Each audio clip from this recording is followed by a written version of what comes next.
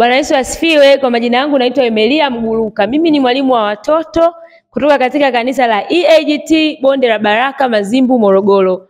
Na leo kwa neema ya Mungu tutaendelea kuwa pamoja katika kipindi hichi kizuri cha watoto, tukiendelea kujifunza Biblia kwa kutumia ABCD na alfabeti nyingine. Kwa wakati mwingine kama unakumbuka tulijifunza katika alfabeti A na B. Leo tutaenda kuendelea katika alfabeti C, D na E. Lakini kabla sijaendelea, nitamkaribisha mwalimu pamoja na watoto wakusalimie ndugu mtazamaji, halafu tutaendelea pamoja. Karibu mwalimu mwenzangu kwa ajili ya kusalimia. Asante. Kwa majina yangu ninaitwa Rehema Kibona, ni mwalimu wa CWI Mazimbu Bonde la Baraka litajirishalo hata sasa, linalochungwa na Askofu Mzuri Agneli Amikuti Mguruka. Mungu awabariki, karibu kutusikiliza. Amen. Watoto tumpigie mwalimu makofi. Amen. Basi kwa wakati huu tutasimama na tutawasalimia watazamaji. CWI Chipukizi wa Injili. CWI. Na kwa pamoja tutaenda kuimba wimbo wetu wa ABC. 1, 2, 3. Hizi ni ABC. ABC katika kitabu kitakatifu cha Biblia. Hizi ni ABC. ABC katika kitabu kitakatifu cha Biblia. A, B, C, D, E. ABC katika kitabu kitakatifu cha Biblia. Amen. Mungu atubariki. Tujiongeze makofi huku tunakaa. Amen. Basi ndugu mtazamaji, kama nilivyosema awali, leo tutakuwa tukijifunza pamoja katika Biblia A, B, C, D, E. Tulishajifunza kuhusu A na B, na leo tutaendelea kwa alphabet C, D na E. Moja kwa moja nitakuwa namkaribisha mtoto, atakuwa ananiambia vitu, mambo, watu na maeneo katika Biblia yanayoanzia na hizo alphabet, na tutajifunza kwa pamoja watoto wanaelewa nini kupitia hizo alphabet, na kwa kupitia hayo itakupa hata wepesi wewe wakati mwingine unapojifunza Biblia. Karibuni watoto. Naanza na alphabet C. Alphabet C katika Biblia. Wangapi wanaweza wakanitajia vitu, mambo au watu wanaoanzia na alphabet C katika Biblia? Karibu dada. Kwa majina naitwa Afrika Elia Faustin Mlonjera. Alfabeti yangu C.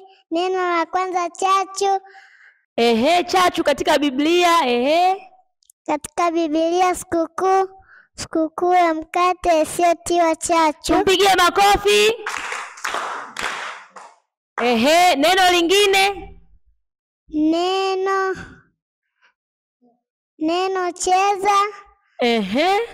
Mfalme Daudi alicheza kwa nguvu zake zote. Jamani tumpigie makofi Afrika. Unaweza ukakaa. Aokoa Afrika ubarikiwe. Amesema alfabeti C neno lake ni chachu na cheza. Haya, alfabeti C mwingine. Karibu dada pale. Kwa majina naitwa Zainabu Abdara. Alfabeti yangu ni C. Alfabeti C. Alfabeti C ni chawa. Neno chawa. Kwenye Biblia neno chawa ulilionaje? Mungu alimtuma Musa apige mavumbi yakabadilika kuwa chawa katika nchi ya Misri. Tumpigie makofi jamani. Yesu anasema kwamba katika yale mapigo ya Misri yale, Mungu alimwambia Musa apige mavumbi yakabadilika yakawa chawa. Na hiyo ilikuwa ni alfabeti C, neno lilikuwa chawa. Nataka mtu mmoja wa mwisho wa alfabeti C. Alfabeti C. Nani anaweza akasema alfabeti C? Karibu dada. Kwa majina naitwa Joana Basil Bamwiga. Alfabeti C nyingine ni Canaan.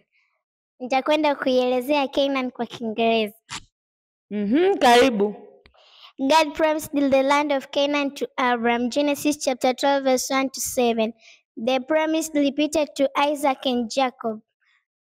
So the land of Canaan, it was the promised land. In the land of Canaan there were Hittites, Jebusites, Amorites, Perizzites, Hivites, Girgashites, and Sidonians. God helped Israelites to conquer Canaan. Makofi kwake.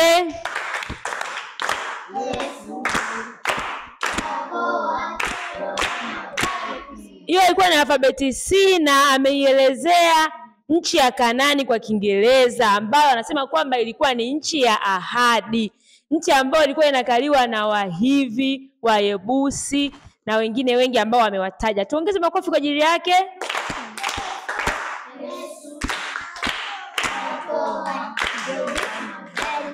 Sawa. Kwa alfabeti C kwa leo tutaishia hapo. Naomba tuingie kwenye alfabeti D. Kuna C mwingine? Hamna. Haya. Alfabeti D. Nani anaweza kutaja alfabeti D katika Biblia? Kama una kitu, mtu, jambo, sehemu inayoanzia na alfabeti D katika Biblia, karibu useme. Karibu kaka. Kwa majina naitwa Maile Seria Mnonjela. Mimi alfabeti yangu ni D. Nitaelezea Dorcas, kwa jina lingine Tabitha. Anasema D ni Dorcas na jina lingine anaitwa Thabita. Sasa utuambie huyo Dorcas katika Biblia, wewe ulimuelewaje? Alifanya nini au ulimsoma wapi? Tuelezee. Nilimsoma katika kitabu cha Matendo ya Mtume 9 mstari wa 36, na unasema Dorcas alikuwa na matendo mema na sadaka alizozitoa. Dorcas alikuwa akishona nguo, kanzu, akaugua akafa. Wakamwita Petro. Petro akaomba, Dorcas akafufuka. Habari hizi zilienea mjini kote. Tupige makofi kwanza.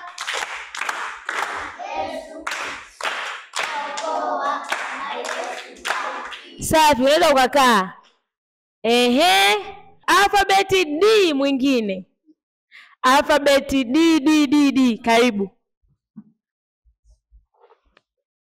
Kwa majina anaitwa Baraka Kayuni. Alfabeti D nyingine inamwelezea Delila. Delila alikuwa ni moja ya Mfilisti. Delila alikuwa kahaba. Delila alitumwa na Wafilisti kwa ajili ya kumlaghai Samsoni. Delila aliolewa na Samsoni. Safi, tumpigie makofi Baraka. Poa, Baraka ubarikiwe. Sawa, vizuri. Tunaendelea. Alfabeti D mwingine. Alfabeti D mwingine. Karibu dada. Kwa majina anaitwa Agnes. Alfabeti nyingine ni D. Daudi. Daudi alikuwa ni mtoto wa Yese. Alikuwa anachunga kondoo baba yake. Daudi alimuua simba na alimuua mwingine Goliati, kwa sababu Goliati alikuwa anatukana na majeshi ya Mungu. Na Daudi alikuja kuwa mfalme baadaye. Safi Agnes, makofi kwake. Umefanya vizuri. Safi, Daudi. Alfabeti D mwingine. Alfabeti D. Nataka ambaye hajasema. Karibu dada. Kwa majina naitwa Daniela Reuben Munyu. Alfabeti nyingine ni D. Na Danieli alikuwa nabii wa Mungu, alipenda kumwomba Mungu, alipenda kumsifu na kumwabudu. Danieli sura ya 1 na mstari wa 17 na unasema, basi kwa habari za hao vijana 4 Mungu aliwapa maarifa na ujuzi katika elimu na hekima. Danieli naye alikuwa na ufahamu katika maono yote na ndoto. Safi Daniela, makofi kwake. Yesu aokoa Daniela. Anaitwa Daniela na amemtaja Danieli na akamuelezea vizuri kabisa. FD mwingine? Karibu kaka. Kwa majina anaitwa Diamond Ambrose Dina. Dina alikuwa mtoto wa Yakobo na Lea. Siku moja alitoka kwenda kuona binti za nchi, akabakwa na Shekemu hivi mwana wa Hamori. Jamani, vizuri, tumpigie makofi Diamond.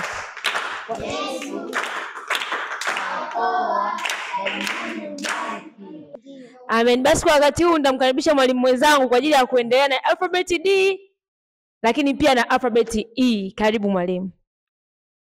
Asante mwalimu. Tumpigie makofi mwalimu. Yesu aokoa, mwalimu barikiwe. Amen. Tukiendelea na alfabeti D, nani mwingine ambaye anaweza kutuelezea alfabeti D? Kaka hapa, naomba hiyo maiki. Karibu kaka hapa. Kwa majina naitwa Glorious Isaac Kazosi. LFD nyingine ni Dagoni. Dagoni alikuwa mungu wa Wafilisti. Safi sana, mpigieni makofi. Yesu aokoa. Mwingine anaweza kuielezea D? Okay, naona LFD tumeishia hapo. Tunaenda kwenye LFE. Karibu dada. Kwa majina naitwa Darlene Ruben Munyu, naenda kuelezea Edeni. Mungu alipomaliza kumuumba mtu alimweka katika mashariki ya Eden. Vizuri, ameielezea hii kama Eden, bustani ya Edeni, na tumpigie makofi. Yesu aokoa. Vizuri sana. Mwingine kaka pale.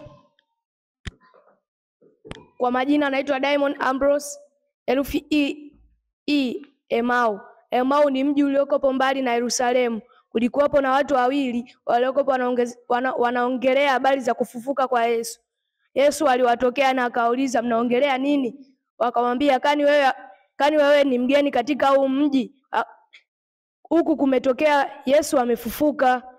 Ilipofika muda wa jioni, wakaenda na Yesu hadi nyumbani kwao, wakala chakula na Yesu akaondoka. Vizuri sana. Tunaona ameelezea hii kwamba ni Emau. Tumpigie makofi. Yesu aokoa. Daimoni ubarikiwe. Mwingine dada, karibu. Kwa majina naitwa Eles Justus. LFE nyingine ni Esther. Esther alikuwa malkia. Esther alikuwa akiwahimiza Wayahudi kuomba kwa sababu walitaka kunyongwa na Hamani. Safi sana, mpigieni makofi. Yesu.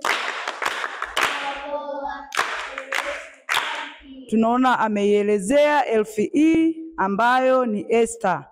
Mungu awabariki kwa kutusikiliza. Karibu mwalimu, uendelee. Amina. Mungu atubariki watoto, Mungu akubariki mwalimu, lakini pia Mungu akubariki ndugu mtazamaji. Tunashukuru kwa kuwa pamoja na sisi katika siku ya leo. Tulikuwa tukijifunza Biblia kwa kutumia alfabeti C, D na E. Mungu akubariki, tunakushukuru kwa kututazama. Endelea kubarikiwa. Karibu tena mpendwa mtazamaji katika kipindi chetu hiki kizuri cha watoto, na ninakusalimu katika jina la Yesu. Jina langu ninaitwa Mwalimu Stella Mwakingili kutokea EAGT Chamwino Morogoro, na ninakukaribisha sana uweze kufuatana nami katika kujifunza somo hili linalohusu watoto. Utakuwa pamoja na mimi na tutajifunza pamoja somo ambalo nimekuwa nikifundisha kwa mfululizo wa wiki kadhaa, na siku hii ya leo ni mfululizo wa vipindi vyetu kama cha 4 hivi au cha 5, nikionyesha changamoto za malezi ya watoto wanaoishi bwenini au hostel. Na kwa tafsiri ambayo mara nyingi nimekuwa nikiongea na wazazi, ninapokuwa ninazungumza kwa habari ya watoto, simaanishi tu watoto wachanga, simaanishi tu watoto ambao labda hawajitambui, lakini ninapokuwa ninatoa tafsiri ya mtoto katika kufundisha kwangu, ninamaanisha mtu yeyote au kijana au binti aliye chini ya uangalizi wa mzazi. Kwa hiyo anaweza kawa yuko sekondari, anaweza kawa yuko chuo kikuu, lakini madam ni kijana, ni binti yako, yuko chini ya maamuzi yako, yuko chini ya uangalizi wako, huyo tunamchukua kama mtoto. Lakini leo nilisema kwamba nilikuwa naongea pia na vijana wakijaribu kutafakari zile changamoto 8 nilizofundisha za watoto wanaoishi bwenini. Na kama kawaida nimekuwa nikiongea kwamba tunaendelea kuwapeleka watoto wetu boarding, lakini haimaanishi kwamba boarding ni kubaya. Nimekuwa nikitoa mfano kwamba kuna vitu vingi vinaweza vikawa vinafundishwa kama ni vibaya, vingine vinawezekana ni vizuri. Mfano mtu akwambie usile nyama, usile vitu fulani, ubwabwa sio mzuri. Unatafakari mara mbili, hivi ubwabwa au pilau nyama inakuwaje sio nzuri? Lakini kumbe katika kule kupika pia kukawa kunaweza kukuletea madhara. Ndoa ngumu, ndoa zinafanyaje, lakini watu wanaendelea kuoa na kuolewa. Kwa hiyo tunapojifunza hizi changamoto, hatumaanishi watoto wasikae mabwenini, lakini tunajifunza sisi kama wazazi. Unapokuwa unampeleka mtoto wako bwenini, usiseme nimemaliza kulea kwa hiyo nimewabwagia walimu ndo waendelee kumfundisha huyu mtoto wako. Bado una nafasi ya kuongea na mwanao, bado una nafasi ya kufanya kitu kwa ajili ya mtoto wako. Na hizi changamoto inawezekana zikawa nyingi sana, lakini mimi nimejaribu kuziongelea zile 4 ambazo Mungu amenijalia kuzipata, na nimetamani kushare na wewe kama mzazi mwenzangu, lakini kama mwanajamii ambao unaweza kupata nafasi ya kuongea pia na wazazi wengine kwa habari ya malezi ya watoto. Na changamoto hizo nitazisoma tu haraka haraka, maana siku ya leo ninaenda kufundisha tena kijana au mwanafunzi sasa afanye nini ili kushinda maisha ya bwenini, au jinsi ya kushinda maisha ya bwenini. Jambo la kwanza nililokuwa nimefundisha, changamoto anayopata mtoto anayekaa bwenini, kwa sababu muda mwingi anakaa kule bwenini, anakosa muunganiko wa kifamilia. Yaani anaondoka, anakuja kurudi watoto wengine baada ya mwaka, watoto wengine wanarudi baada ya miezi 6, wengine wanarudi baada ya labda miezi 4, maana ndio term zetu za Kitanzania zinaonyesha.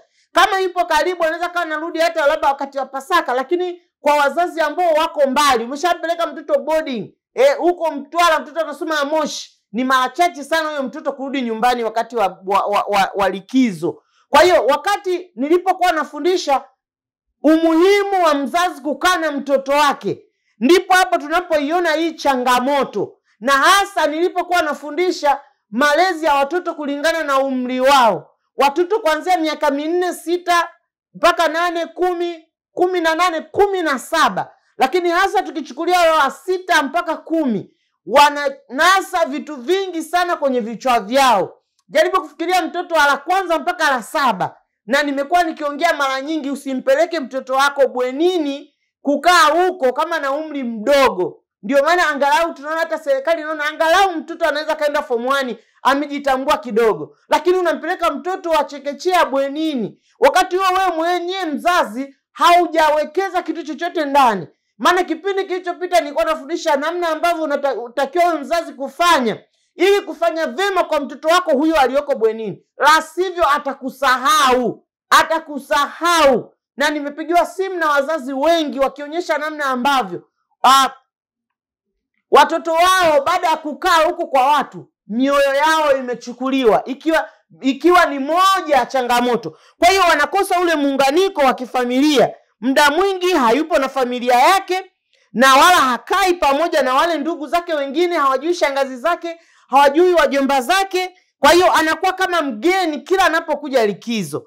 Na kabla sijaendelea na changamoto zingine ambazo nitazitaja pamoja na wewe mtazamaji mwenzangu, mtazamaji wangu, ninataka niweze kuomba na niweze kuendelea pamoja na wewe. Mungu wetu mtakatifu, katika jina la Yesu, nasema asante kwa siku nyingine ambayo Mungu umetupa. Ninaomba ukaibariki, ninaomba ukatupe neema kujifunza machoni pako Mungu. Asante kwa ajili ya mtazamaji na msikilizaji wangu huyu ambaye Mungu umempa neema wakati huu kuwepo machoni pako, akijifunza maneno haya Mungu. Mungu, neno hili likawa uzima, likamfae katika jina la Yesu Kristo. Bwana, lisirudi bure. Ninalituma neno hili likamponye kijana yule na mzazi yule. Neema yako Mungu ikanifunike nami pia, katika jina la Yesu naomba, amen. Basi kama nilivyokuwa nimesema, ile changamoto ya kwanza kukosa muunganiko na familia, lakini kulikuwa na changamoto ya pili ambayo ilikuwa ni athari za kisaikolojia zinazoweza kutokea wakati mtoto anapokuwa anafanyiwa vitu vibaya vibaya anapokuwa bwenini.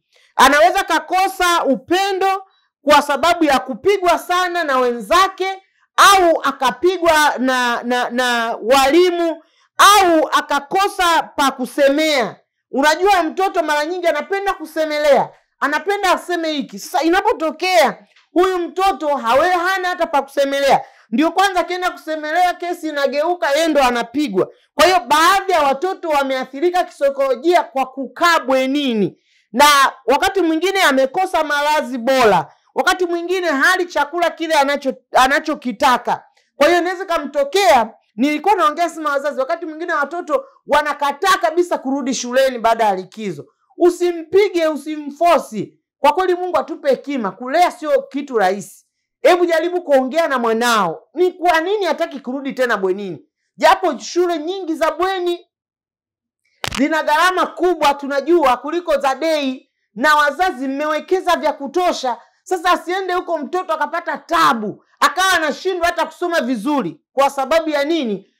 Ya msongo wa mawazo na kuathirika. Nilisema wakati mwingine ni ule upweke tu. Anakumbuka nyumbani. Anakumbuka nyumbani. Anatamani. Kuna kijana mmoja nilikuwa naongea naye, akawa anasema, yani niliwamisi wazazi nyumbani, mpaka nikawa nimesingizia ugonjwa. Akajifanya mgonjwa ili mzazi wake aje kumwona shuleni, na bahati mbaya mzazi wake hakufika. Bwana sifiwe sana. Hakufika.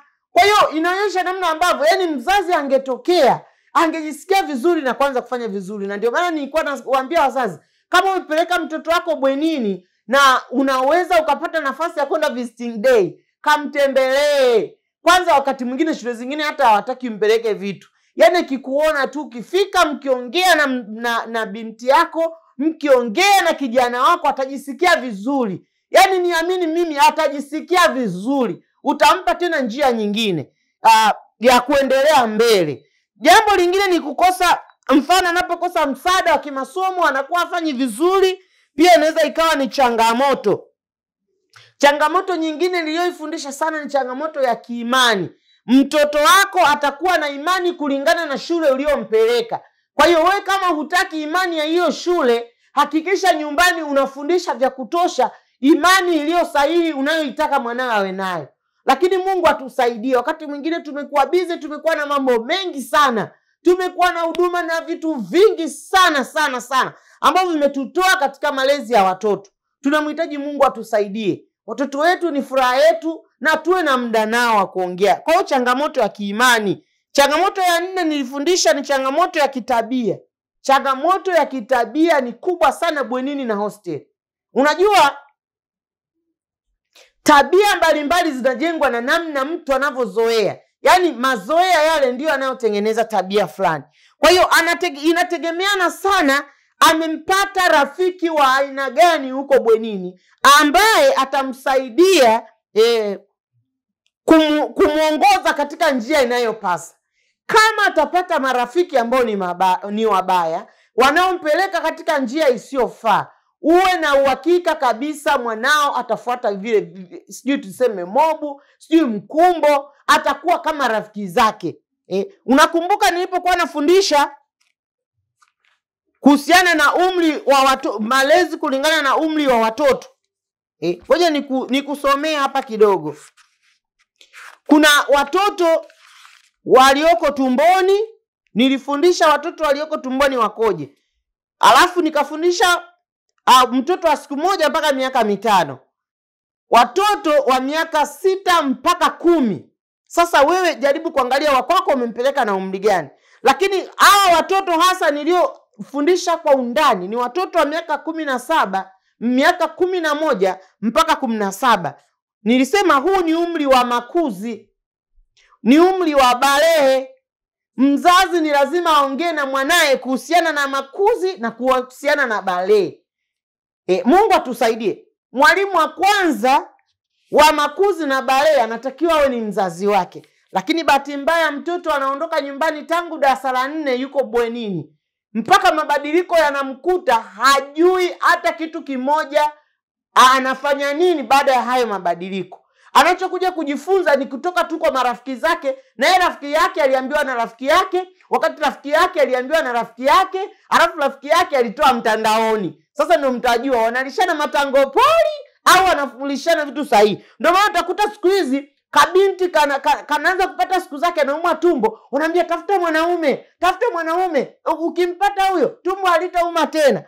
Hao watoto ongea na mzazi umwambie. Nisema kwa sababu wana mambo mengi, wakati mwingine mongo zao zinakuwa zinachanganyikana. Ngoja nisiwe kama narudia hili somo, lakini ni kwa sababu wakati mwingine ninapokuwa nafundisha, baadhi ya watu wanakuwa hawakupitia hizi changamoto. Kwa hiyo utaelewa sana kwamba wewe kama mzazi, kama hujafanya nafasi yako, ili kundi la 11 mpaka 17 lina peer group, linakundilika. Kundilika lina nguvu kuliko baba yake na mama yake. Yaani kama mtoto wako hujamfundisha kukuheshimu na kukuona wewe kama mzazi katika umri wa huko nyuma, mtoto wa miaka 18 utapata tabu sana. Utasema, utaanza kujiambia, mimi ni mama yako, mimi ni baba yako. Kwani nafikiria ajui kama sio babake? Anajua, lakini kuna vitu vimemchanganya, vitu vimekuwa vingi. Mabadiliko ni mengi kwenye mwili. Kwa hiyo changamoto nyingine ya kitabia, nikasema wakati mwingine tabia ya uzinifu inaweza kaanza mtoto anapokuwa bwenini. Wanalala wawili, lakini mmoja amekubuu kwenye zinaa. Inatokea nini? Wanatoroka, wana masuala ya kikatili, wizi bwenini ni mwizi. Mtu hana kiatu anaiba cha mwenzake, na yule aliyeibiwa naye ataiba cha mwenzake. Kwa hiyo vitu kama hivyo vinaweza vikatokea. Wewe mzazi unatakiwa ufuatilie. Nilikuwa naambia wakati fulani, mfano fulani, mtoto anarudi shuleni labda zimeibiwa. Unamwambia temu ijayo usipokuja na labda utanijua. Atakuja na labda pea 2. Uwe na uhakika na rafiki yake atakuja nayo nyumbani. Kwa sababu atakuwa anaogopa, lakini jaribu kufikiria amezikosa zile raba ulizokuwa unamwambia usije hapa kama haujaleta raba. Maana wakati mwingine ndivyo wazazi tunavyoongea. Asije hapa kama amepoteza madaftari, na yeye anajua kabisa daftari zimeibiwa. Bila shaka atatafuta kila namna apate hizo daftari arudi nazo, usije ukamtandika. Kwa hiyo ni changamoto kubwa sana. Changamoto ya 5 ni changamoto ya kuunda mahusiano. Nilikuwa nimefundisha hasa zile shule za bweni ambazo ni jinsia moja, ni wavulana tupu, form 1, form 4 wavulana tupu, form 4, form 5, 6 wavulana tupu. Inapokuja kwenye issue ya kutafuta mwenza, kwa kweli wakati mwingine wanapata changamoto sana. Lakini wakati mwingine hata wale waliokaa shule za mchanganyiko, kwa sababu ya kuifahamu pia jinsia ya pili, wanakuta kumbe ya mambo ndo yako hivi, pia na wao wanaweza kupata changamoto. Lakini hii inatokea ni kwa sababu amekosa mentor, amekosa mtu wa kujifunza kwake. Muda mwingi alikuwa na walimu na wanafunzi, amekosa muda wa kuchanganyikana, kwa sababu maisha ya bwenini tunayajua. Lakini 6 ni hiyo, 7 nisema inaweza ikatokea mtu mwingine kuvuta moyo wa mtoto wako. Mtu akivuta moyo wa mtoto wako kwa sababu muda mwingi anakuwa naye, anaweza kampenda zaidi mwalimu wake, anaweza kapenda zaidi watu wa darasani kwake kuliko hata familia yake. Mama anaweza kawa hapendwi sana kama mama mlezi wa shuleni. Kwa hiyo inaweza kawa changamoto. Na 8 nilifundisha ni vile inatokea kila mzazi anatamani kumlinda mwanae kwa imani yake anapokuwa boarding. Yaani anaamini boarding sio salama. Kwa hiyo atatoka huyu na hilizi, huyu atatoka na mizizi, huyu atatoka na hiki, mwingine amepewa kichupa kina maji, kina upako, mwingine amewekewa humo kucha, mwingine amefanyaje, mradi tu mtoto akalindwe huko shuleni. Kwa hiyo na wenye maombi na wenye wanakuepo huko. Kwa hiyo unaweza ukakutana na watoto wachawi, ukakutana na washirikina, ukakutana na wenye maombi, ukakutana, yani vitu vinakuwa ni vingi. Vitu vinakuwa ni vingi sana bwenini. Ndio maana utakuta unatoka nje mtu nimeona mtu mrefu, sijui nini, mtu nilienda chooni kikatokea kitu fulani, ni kwa sababu ya zile imani. Lakini pia tunapokuwa shuleni zinajulikana nyota pia za watoto wetu. Mtoto wako anaweza kawa anang'ara kiasi gani. Ndio maana mwingine anaenda kulinda, mwingine huko anasema huyu ni mkomesha. Na Mungu atusaidie sana. Ndio maana kipindi kilichopita niliongea na wazazi nini cha kufanya ili wewe mzazi uweze kumsaidia mwanao aweze kuishi vema maisha ya bwenini. Bwana Yesu asifiwe sana. Mzazi ujitahidi. Mzazi ni lazima umsaidie mwanao awe baba bora, awe mama bora, kwa sababu yeye muda mwingi hakutani na ndoa za pamoja.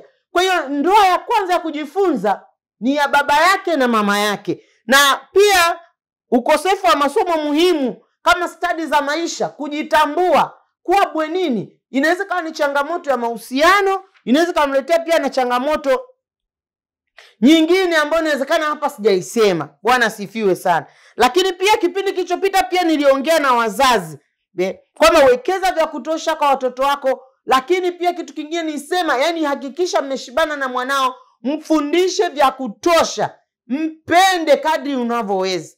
Unajua wazazi, wapendeni watoto wenu. Unajua kwenye hii dunia hii tulionayo mambo ni mengi sana. Hakuna wa kumpenda mwingine. We jaribu kufikiria leo haupo, hatapata upendo kama huo unaompa. Hatapata upendo kama unaoweza kumpa. Kwa hiyo wewe mzazi, mpe mwanao upendo wako to the fullest. Yani utoe wote. Kadri unavyoweza mpende mtoto wako. Utakaposhindwa mtoto wako ataelewa. Leo nilikuwa napita mtandaoni, nikaona kuna mtu anamhoji mtoto wa kiume. Inavyoonekana ilikuwa ni kipindi cha sikukuu.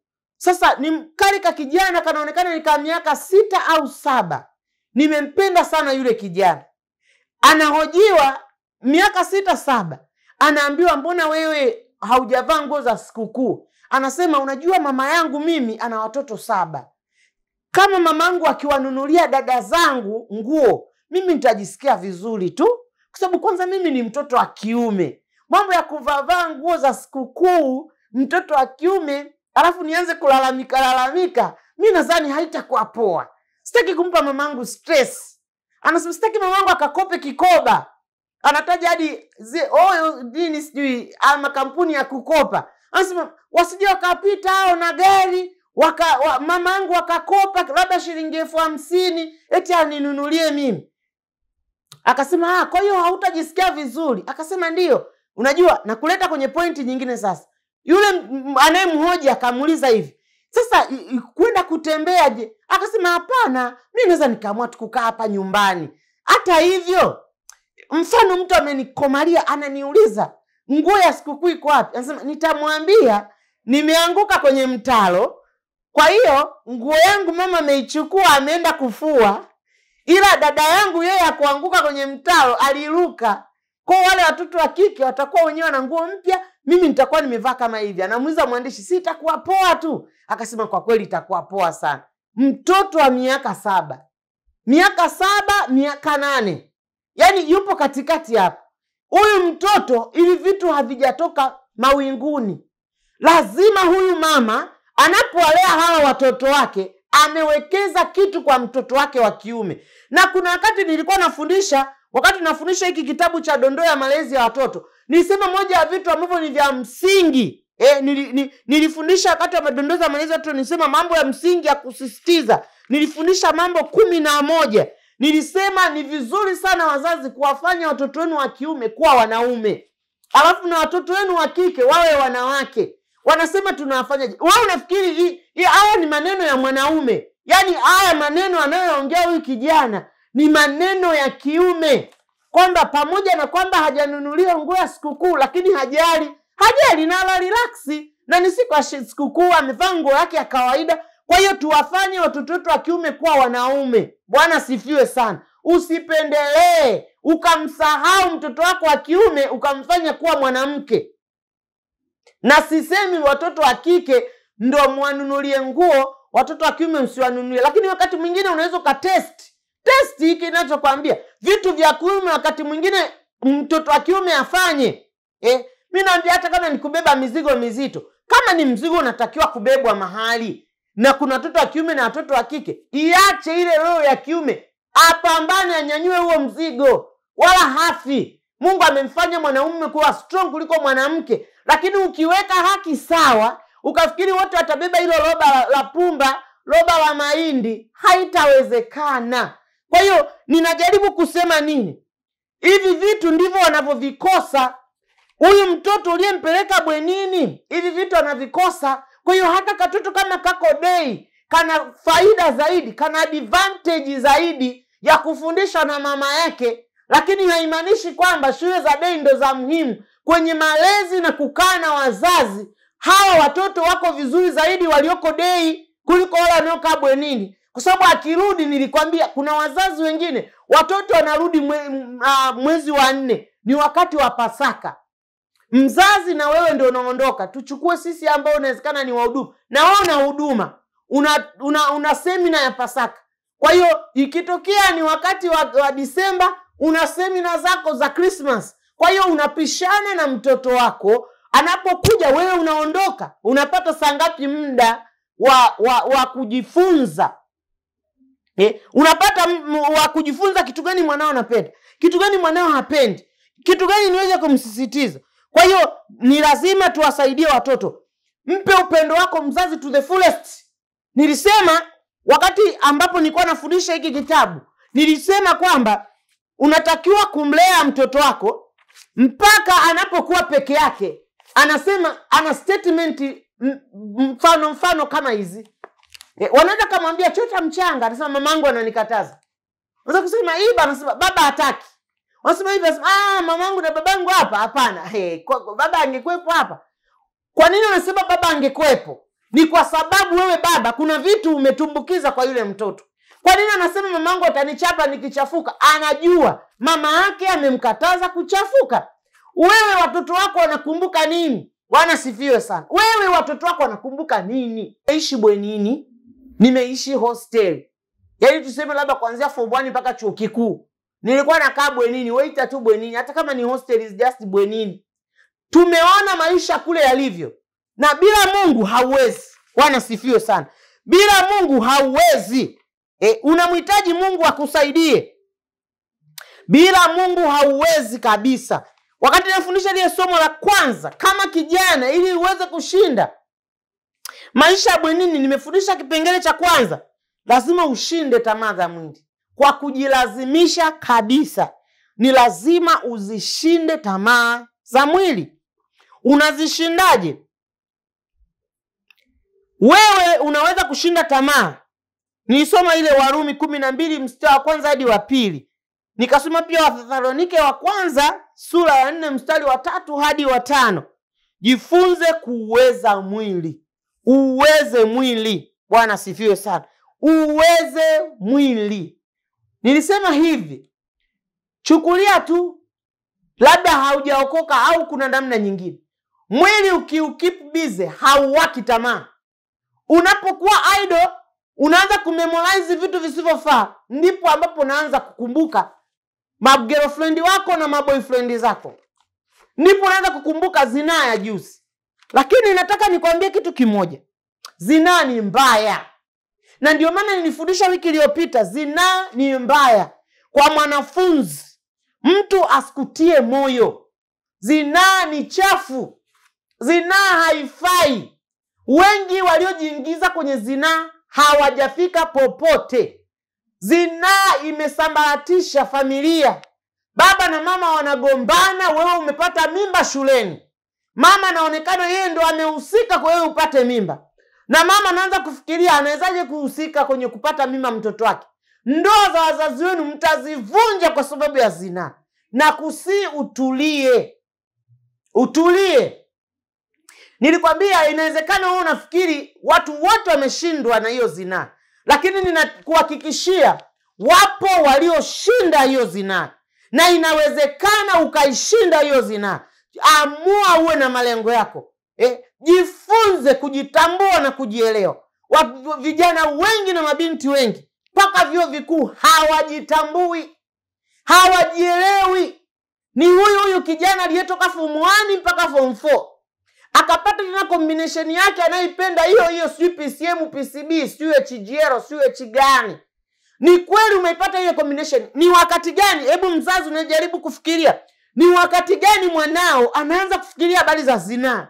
Ni nani anayemtoa kwenye kusudi lile lilompeleka chuoni? Ni nani anayemtoa kwenye lile kusudi lilompeleka bwenini? Je, bwenini ndo amepelekwa ili akafanye zinaa? Hapana. Anatakiwa kujifunza kushinda mwili. Nilisema hivi, uwe bize kushinda mwili wako. Usikae kijinga jinga. Punguza magemu. Acha kuangalia pornography. Usiangalie stori za mapenzi. Jifunze, uwe na malengo. Sikwambii kama vile kwanza hautapata hasara.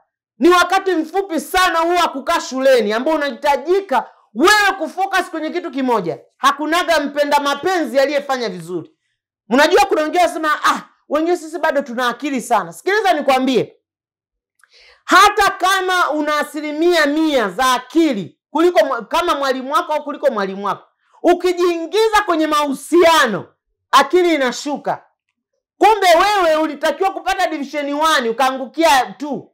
Ulitakiwa kupata zaidi ya hapo. Hata kama ni 1 sijui umepata 1 ya 4, possibly ulitakiwa upate ya 3 au upate ya 7 kama ni form 4. Lakini kwa sababu ya kujichanganya na zinaa, watoto wengi wameharibikiwa, wameshindwa kufanya vile vinavyotakiwa. Ninakukumbusha, hatima yako ni ya kwako. Ndio maana ninafundisha sana. Mambo mengine lazima uyaache kwa ajili ya hatima yako. Ngoja nikupe kisa kimoja.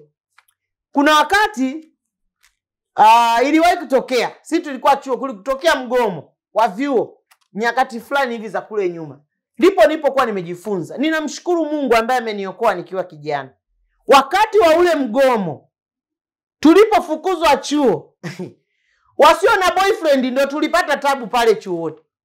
Maana kila mtu alifuatwa na wakwake. Wewe usiyekuwa naye ndio tulionja yale mabomu ya machozi. Kwa tuliondoka tukiwa tumetaabika sana pale chuoni. Lakini nilichomfurahia Mungu, tulienda na tulirudi. Kuna watu walifukuzwa pale waliokuja kuchukuliwa na watu. Tunapofungua chuo mgomo umeisha, walikuwa wajawazito. Na wengi sana waliharibikiwa. Sasa kuna uhusiano gani kati ya kufukuzwa chuo, kuchukuliwa na mtu na kurudi na mimba? Hiyo utajua wewe mwenyewe. Wakati wa ujanja wako wewe, unaona kama umeweza, unaonekana kama ndo handsome wa shule, ndo handsome wa chuo, yani wewe ndo beautiful girl kuliko wote. Itakula kwako kwa sababu haitakusaidia. Unachotakiwa ni kujitahidi. Niweka neno la Mungu moyoni mwako. Weka neno la Mungu moyoni mwako. Zaburi 119 mstari wa 11 hadi wa 16. Biblia inasema moyoni mwangu nimeliweka neno lako, nisije nikakutenda dhambi. Vijana, shetani naye anajua hatima zenu. Ngoja nikae hapo kidogo. Shetani naye anajua hatima zenu. Anamjua mtu wako sahihi. Yeye anazijua hatua. Kwa hiyo wewe kijana unapojichanganya, unapoingia kwenye zinaa, unapoingia kwenye vitu visofaa, unaweza kujipatia mtu asio sahihi wa maisha yako.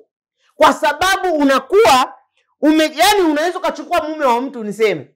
Yani unajichanganya, Ni sawa, ni kijana, lakini hakuwa kwa ajili yako. Kwa hiyo ndoa hiyo inakuwa ni ndoa, lakini sio ya kwako, sio iliyo katika kusudi la Mungu. Bwana sifiwe sana. Sijui kama unanielewa.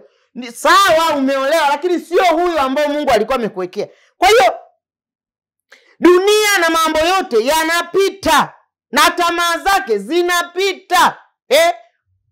Yohana wa kwanza 2:15 mpaka 17. Hii dunia bwana, hii fashion zilikuwepo. Hata ukimuuliza mama yako na yeye aliziona fashion zikapita.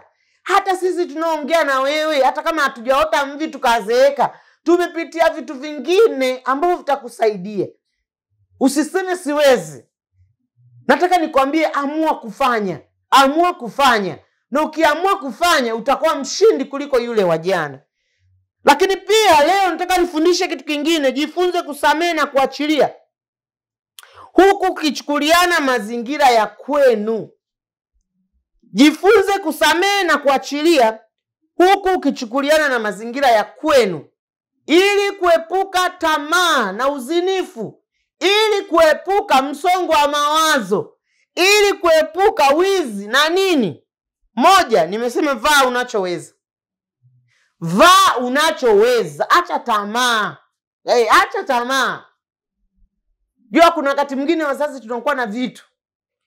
Nilikuwa nafundisha wakati mwingine wale watoto wa miaka 11 mpaka 17 kuelekea mpaka 18 wanakuwa na interest na vitu vyao vingi sana. Vingi. Unaenda kufanya shopping dukani. Mnatafuta begi la shule. Mtoto amekomaa. Wewe kijana unayemtazama miaka 11. Wewe una akili zote. Unamzungusha mzazi wako kununulie begi la Ben 10. Utatafuta begi la Ben 10 mpaka liandiko Ben 10. Kumbe shuleni kwenu kuna mtu ana begi la Ben 10. Mnatafuta. Jamani, wachekechea tutatafuta la Ben 10 mpaka tulipate. Lakini wewe ambaye akili zako zimekomaa, nunua begi ambalo mzazi wako anaweza kulitumia. Usijipe frustration. Wewe ambaye uko hostel, ni binti yangu, bado tunakuhitaji. Vaa unachoweza.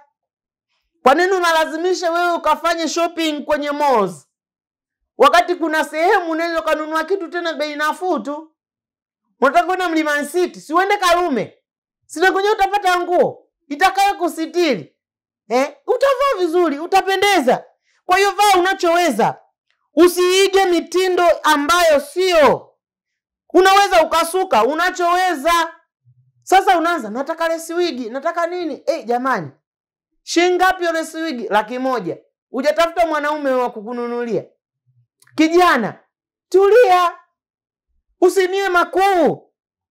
Vaa unachoweza. Tena wakati mwingine nguo za kiume zina bei kubwa zaidi. Unaenda kununua raba 150,000. Wakati wewe hapo ulipo shati unalo moja, si ukanunue mashati 2 matatu? Kwa nini upate changamoto? Vaa unachoweza ili uweze kushinda maisha bwenini. Vaa unachoweza. Unajua tunajifunza mambo mengi sana. Hata mimi nakumbuka nilikuwa na vijana wako nyumbani. Ukiwa unaondoka unatamani wewe na vitu vingi vingi. Sasa namuuliza, kwa nini mnatumia shuleni? Lakini rafiki yangu anacho. Sasa nikishasema rafiki yangu anacho, ina maana hilo ni somo tayari. Unaanza, mwanangu, unajua sio lazima kila kitu ambacho mwenzako anacho na wewe uwe nacho. Hiki si kizuri. Lakini akipiga picha kule, nataka lotion, nataka perfume, nataka deodorant, nataka vitu gani? Akisema hili nini? Na mimi tranka yangu likajae. Hiyo inaweza kawa sababu. Lakini labda huyu ni mtoto mdogo, labda ni form 1, form 2. Uko form 4 na unataka kujaza tranka. Unataka ukashindane. Tunawafundisha form 1, form 2, form 3. Wakati wa yale mabadiliko ya mwili, kuna baadhi ya vijana huwa wanaota pimples, chunusi. Lazima mzazi ukifika nyumbani, mwanao kama ametoka haya machunusi, mwambie ni ya kawaida. Kwa sababu wengi wamefika shuleni wamepewa cream za kuondoa chunusi. Kwa watoto wenye umri mdogo zinaweza kumfanya akakomaa uso wake, kwa sababu kama nilivyosema, pimples au chunusi kwenye uso wa mtoto anayeanza balee ni kitu cha kawaida, na ndio maana anatakiwa mzazi wake kumwelezea na kumfundisha kwamba ni kitu cha kawaida, kwa sababu kinaweza kikamletea stress ambayo inaweza kumfanya wakati wote anachezea uso wake akaumiza na kuleta madhara zaidi. Kwa ni miongoni mwa vitu ambavyo anaweza kufundisha na wenzake alafu vikamletea madhara na ikamsababishia asiwe sawa wakati anapoendelea akiwa shuleni. Lakini pia nataka kuzungumzia baadhi ya maeneo ambayo yamewapelekea maumivu watoto, kwa sababu kichwa cha hii somo ninafundisha unatakiwa ujifunze kusamehe na kuachilia huku ukichukuliana na mazingira ya nyumbani kwenu. Kwa hiyo hiki ndicho kichwa kikubwa, na nimesema vaa unachoweza, kula unachoweza, lakini jaribu kuwa wewe, usiwe unaigiza. Lakini ninajaribu kupata picha baadhi ya watoto au wanafunzi ambao wanapitia changamoto ya msongo wa mawazo ni kwa sababu ya maisha waliopitia, hasa namna walivyolelewa. Nimekuwa nikifundisha mara nyingi, mtu yeyote anaathirika kwa kiasi kikubwa na malezi ambayo amepitia. Sasa nataka kwa nini nasema wewe kijana unatakiwa kusamehe? Kwa sababu kuna vituko wanafanya wanafunzi wakiwa vioni au hostel, sio vya kawaida. Ni kama limbukeni fulani hivi ambaye amefika mjini, kwa hiyo anataka kukomoa maisha fulani aliyoishi. Sasa hii inategemeana, mimi ninaelezea namna ambavyo mzazi unaweza kumlea mtoto wako. Akifika sehemu ambayo anakuwa huru kama sehemu za bwenini na hostel, anakuwa amejiachia kiasi ambacho inampelekea akaumia. Kumbe yeye akiwa kama anatafuta, yani kama atatafuta kuziba gap, yani kama ni umaskini ambao unamsumbua, kwa akifika kule akiona nafasi boom tu linamfanya afeli, kwa sababu ni mara ya kwanza kushika hela, na kwa umaskini huo unamfanya yeye akashindwa. Lakini nimesema watoto waliokataliwa na wazazi wao wa kiume, wale waliokataliwa mimba, mama yake amemwambia baba yako alikataa mimba, sasa mama akamsomesha kwa shida, akifika maeneo ya hayo ya bwenini hostel ambaye ana uhuru mkubwa, anaweza kaathirika na hizi tabia za extremes, yani anafanya vitu visivyo vya kawaida, akawa anataka kama vile kumkomesha yule babake ambaye alimkataa. Kwa hiyo huyu mtoto pia anaweza kasumbuka sana anapokuwa shuleni, anaweza katabika sana anapokuwa shuleni, anakuwa na maumivu ya kupita kiasi, na anayeweza kumsaidia ni mama yake mzazi. Lakini pia mtu mwingine au namna nyingine tulivyolelewa, mtu kama alilelewa, watoto waliolelewa kwa bibi, kwa babu, kwa mjomba, wanaweza kuwa ni wazazi wote wawili walimwacha au mzazi mmoja alimwacha, huku akijua mama anakula starehe mjini au baba anakula starehe mjini, lakini yeye kapelekwa kwa bibi kwa sababu yoyote ile. Anapokuwa amesoma katika mazingira hayo ya tabu, ana moyo ulioumia. Sasa wewe kijana, kama umepitia haya mazingira, lazima uone hatima yako isiwe kama vile ulivyoachwa kwa bibi yako, kwa sababu inawezekana maisha magumu utayaishi zaidi ya yale uliokaa kwa bibi yako na babu yako na shangazi yako. Ona tu hata hapo ulipofika ni Mungu amekusaidia. Kwa hiyo unapokuwa unaishi maisha ya bwenini, hiyo hali ulionayo isikusumbue. Na watoto wengine ni watoto wanaojua walizaliwa kwa bahati mbaya. Mtoto yoyote anayejua kwenye familia yake walimwambia alizaliwa kwa bahati mbaya, kwa hiyo anazaliwa akifikiria kama anaweza kaupindua ulimwengu. Kwa hiyo anapokuwa anaenda shuleni, anaweza kuwa na tabia zisizokuwa za kawaida. Ni rahisi sana kuwa ni mkorofi, ni rahisi sana kuharibika kisaikolojia, ni rahisi sana hata imani yake kuwa thabiti, kumjua Mungu akijua kama mimi tu nilizaliwa bahati mbaya. Kwa hiyo hata kama umezaliwa hivyo, kijana, jifunze kusamehe na kuachilia. Jifunze kusamehe na kuachilia. Watoto wengine, watoto waliolelewa kikatili na mama wa kambo au na baba wa kambo, wanatoka na visasi nyumbani mwao, wakifikiri kama vile wanaweza kulipiza kile kisasi. Kwa hiyo anapoishi na familia yake, anatengeneza mazingira kwamba siku nikitoka hapa. Kwa hiyo utamkuta akiwa kama yuko bwenini, Mungu asipomsaidia, au wale wakubwa kabisa, yuko chuo kikuu, yuko hostel, yuko huru, alilelewa na mama wa kambo, alimkatili, alilelewa na baba kambo, anaona sasa ulimwengu ndio huu, atafanya vyovyote anavyojua. Kwa hiyo katika malezi ndio changamoto tunayokuwa tunaiona. Lakini wewe kijana, hata kama ulipitia mazingira, muamini Mungu hakukupitisha bure, ana namna pia ya kukusaidia. Watoto wengine ni wale watoto yatima waliokosa ndugu wa kuwatunza na kuwahifadhi. Watoto yatima wengine wamedhulumiwa mali zao. Kama alizulumiwa mali zao akanyang'anywa, muone huyu kijana amefika chuo kikuu, yuko 5, yuko 6, yuko form 1, anaishi yale maisha. Sio kijana ambaye atakuwa sawa na aliyelelewa vyema. Sijui kama unanielewa mzazi. Yaani ni lazima tuwasaidie vijana wetu ili kwamba waweze kuwa na mioyo iliyonyooka, wawe na mioyo iliyo sahihi. Nimesema watoto wengine ambao wanapata shida ni wale watoto ambao wamefukuzwa nyumbani kwao kwa sababu ya makosa mbalimbali. Yanaweza kawa ni kupata mimba au unakuwa na tabia zozote ambazo ni mbaya. Sasa anapokuwa amefika maeneo ya bwenini ambaye ana nafasi kubwa ya kujiachia, anaanza kufanya mambo ya kikatili, anaweza kufanya vitu ambavyo havifai, anaweza kufanya vitu ambavyo havina focus kulingana na masomo yake. Kwa hiyo katika changamoto hizi zote ambazo 8 nilikuwa nafundisha, nimeongea na wazazi, nimeongea na vijana, na kwa wakati mwingi sana ambao nimeongea na wewe, hiyo ni changamoto ya kitabia. Sio ni hizi changamoto za saikolojia. Usiharibike saikolojia yako. Kijana, tunakutegemea kwa hatima kubwa. Tunakutegemea kwa hatima kubwa. Uko bwenini, changamoto ni kubwa, chakula haujakipenda, watu wanakufanyia ukatili, tumepita huko. Lakini bila Mungu hautaweza. Kwa sababu wewe Mungu amekuandalia hatima njema. Na yuko Mungu anayeweza kumsaidia mtu ili aweze kushinda. Hautaweza kushinda wewe kama wewe. Wewe kama wewe hautaweza.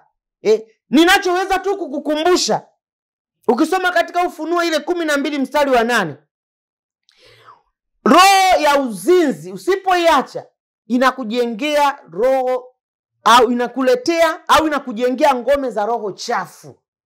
Ngome za roho chafu. Hatima yako haitaishia vizuri. Unapokuwa na msongo na wa mawazo, unapojiingiza kwenye mahusiano, unapojiingiza kwenye uzinifu, mkumbuke yule Tamari, usichana wake ulipoharibika, hata yule aliyefikiri anampenda, Biblia inasema alichukiwa, machukio makuu kuliko upendo ule wa mwanzo. Kwa hiyo usiruhusu, hata kama ungeona rafiki zako wote wana maboyfriend na magirlfriend, lakini wewe hebu jiepushe kwa ajili ya hatima yako. Hivi vitu vipo na sio vipya, na vitapita kama ambavyo vingine vilivyopita. Mungu akubariki sana kwa ajili ya kuendelea kutazama kipindi hiki. Mungu abariki sana kwa ajili ya maoni yenu na ushauri wenu, namna ya kujifunza na kufundisha na mada mbalimbali ambazo watu wanatamani waweze kujifunza. Mungu akubariki kwa mrejesho na kufanyia kazi mafundisho haya. Ninaamini Roho Mtakatifu amesema na wewe, na mimi Roho Mtakatifu amekufundisha, na ulikuwa na mimi Mwalimu Stella Mwakingili nikitokea EAGT Chamwino Morogoro, na ninakutakia utazamaji mwema wa vipindi vingine vinavyoendelea kutoka hapa Sibuka, na Mungu wa mbinguni akubariki. Lakini kabla sijamaliza, nataka niombe na nikuombee. Mungu mtakatifu, katika jina la Yesu, asante kwa sababu wewe ni Mungu unayeweza. Unaweza kumponya mtazamaji na msikilizaji wangu huyu. Uponye, inawezekana ni mzazi amesimama kwa niaba ya watoto wake. Inawezekana ni mtoto ananisikiliza. Ninaomba neema yako umfunike. Ninawaweka watoto wetu wote walioko bwenini na hostel. Neema yako Yesu ikawafunike katika jina la Yesu. Ninalituma neno la uzima, naweza kuwafunika kwa damu yako. Uwalinde na kuwatunza Mungu, ukawape hatima njema.